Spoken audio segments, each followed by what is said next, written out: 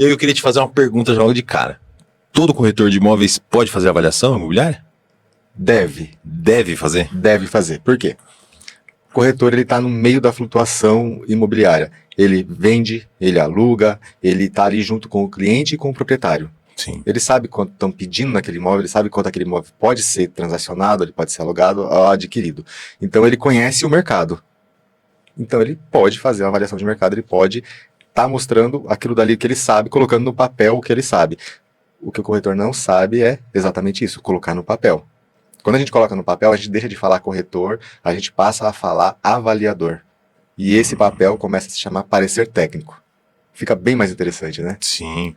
Mas e assim, e qual seria o caminho? Por exemplo, sou corretor de imóveis, graças a você eu consegui fazer a avaliação, que você me deu os caminhos, mas pra gente até explicar pro pessoal, você conseguir explicar pro pessoal, qual que é o caminho que um corretor de imóveis, o cara é corretor de imóveis, ele fala assim, cara, tô vendo aqui o Adriano falar, eu quero começar a fazer a avaliação. Qual que é o primeiro passo que você aconselha ele? Me procurar, tô brincando. Eu Você daria, me procurou. eu daria essa dica, né? Se eu fosse. Pra não começar errado. Quando eles vêm me perguntar, algum corretor vem me perguntar qual que é o primeiro passo deles pra fazer a avaliação, procurou o Adriano. Porque eu tô Mas assim, além desse passo. eu penso assim, mais uma vez, o corretor ele sabe fazer a avaliação, então ele tá na cabeça dele. Se ele falar assim, aquele imóvel ali no centro vale tanto, então ele tem que colocar esse tanto no papel. O grande erro hoje é que muito corretor pega e coloca em uma folhinha, a gente chama de folhinha. O imóvel localizado na Avenida X vale Y. E assina, coloca o CRES dele e acabou. Isso não é um parecer, isso não é um laudo, isso não é nem digno de apresentar para um cliente. Então, o primeiro passo do corretor é ele entender e saber o que é um parecer. O parecer ele tem os requisitos mínimos. Aparece lá os requisitos mínimos no site do CRES, no site do COFES, e ele consegue identificar o que ele precisa ter para poder entregar para o cliente o valor certo do mercado. Sim. Uma coisa que tinha muito comigo, assim, que você conseguiu quebrar esse paradigma meu, e eu acredito que tem na maioria dos corretores. Isso dá dinheiro. Eu consigo vender esse serviço mesmo? Porque eu acho que existe um gargalo aí, o cliente, ele é difícil o acesso, o corretor imagina isso, que é difícil como que eu faço para chegar no cliente? Como eu oferto isso para um cliente? Qual que é o melhor momento para fazer isso, para ofertar isso para um cliente? Se for o teu cliente na imobiliária, você sabe que o cliente colocou uma casa para venda, você tem outras casas também para venda dentro de um condomínio, por exemplo. Ele colocou 30% a mais do valor das outras. E ele tá vendo que não vende, os outros vendem, ele não. Esse é o melhor momento de você chegar e falar para ele, conversar com ele, explicar para ele.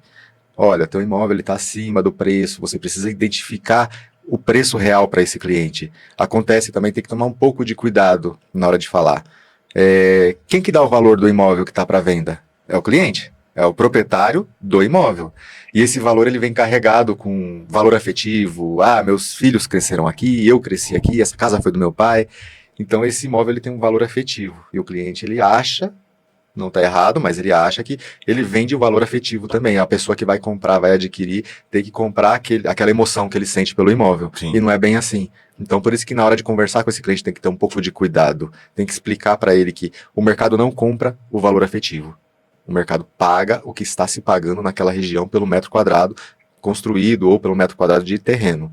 Então eu acho que você tem que saber lidar, saber conversar com o cliente nesse assunto, nesse aspecto.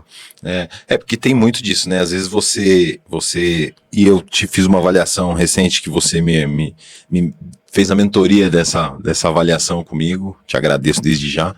E existia esse delay aí entre o valor que o proprietário achava que valia o imóvel e o valor que nós chegamos na avaliação.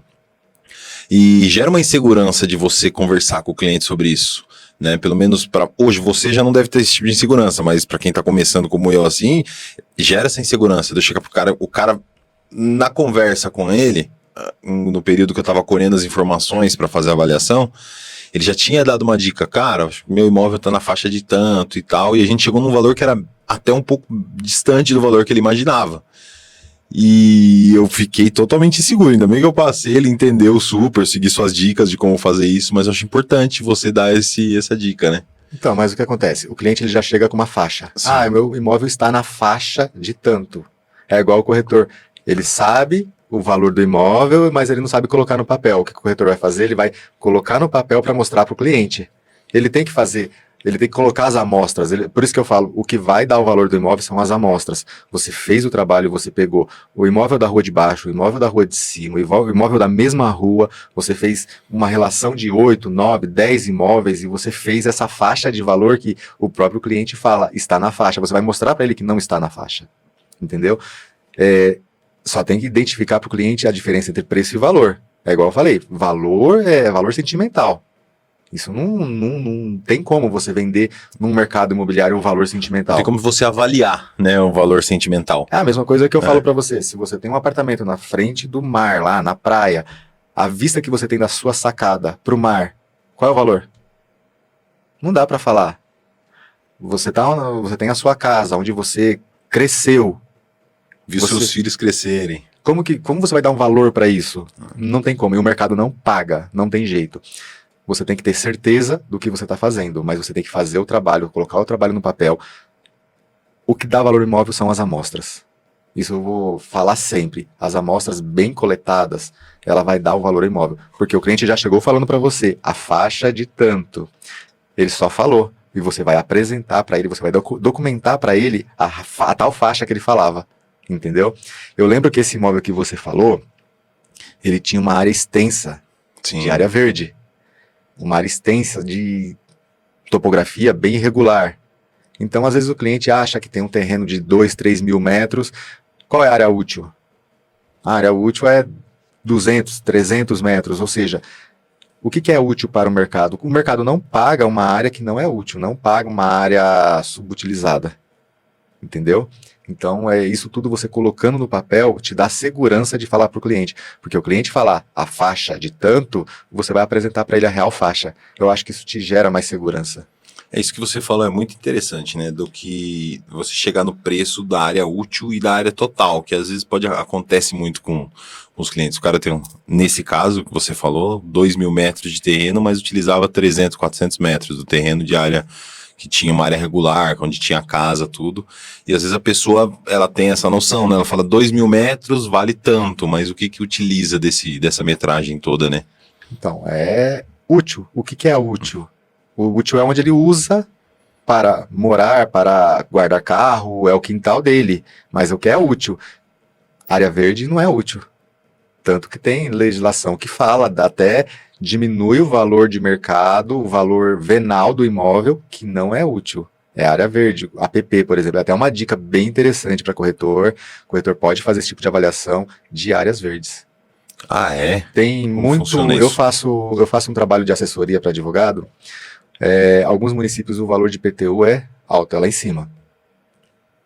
É justificável em algumas prefeituras. Em algumas eu ainda tenho dúvida por que esse valor. Mas vamos lá. Você tem uma área de 10 mil metros. Você usa 1.000. 9 mil não que está perdida, mas ela é a APP. Acontece. Tem um município aqui do lado que acontece isso. E você paga um valor de IPTU igual da área útil para a área de APP. A prefeitura simplesmente cobra e você paga e você acha que você está pagando muito caro e você não sabe por quê e ninguém vai te falar o porquê, muito menos a prefeitura. Dá para entrar com uma ação, dá para entrar com uma avaliação, um trabalho em conjunto de advogado com um corretor avaliador para fazer uma ação contra a prefeitura, uma ação administrativa para reduzir o valor de IPTU por conta do APP. Olha que interessante isso, hein? Isso é uma o corretor dica pode sensacional, que deve ter muita gente nessa situação que não faz ideia disso daí, né?